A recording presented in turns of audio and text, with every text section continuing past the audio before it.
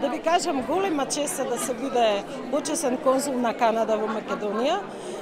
бидејќи тоа е голема држава која што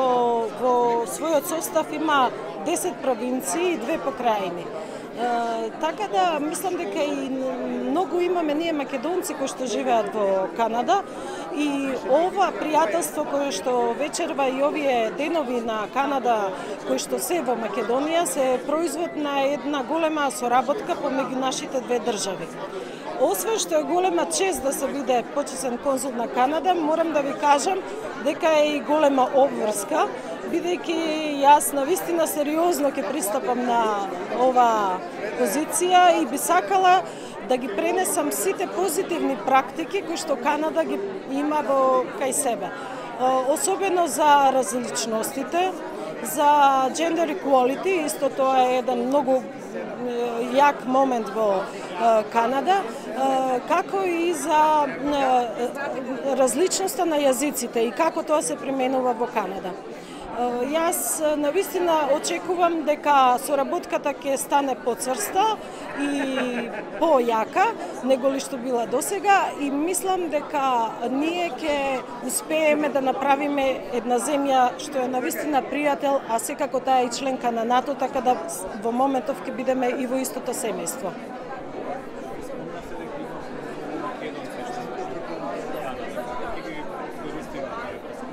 Па да ви кажам, јас сега еве во првиве 2 месеци можам да ви кажам дека има доста македонци кои што се со канадско државјанство, а живеат во Македонија,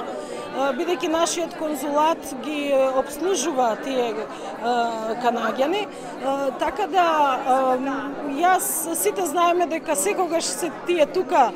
за своите одмори, тука им се фамилиите и мислам навистина Канада прави блиски врски со има многу блиски, како да кажам, и фамилиарни врски со Канада. Секако дека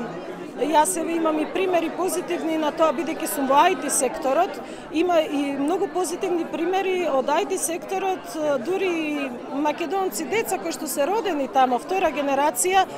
се враќаат од дека и отвараат компании од овој профил. Што е навистина изненадувачко и навистина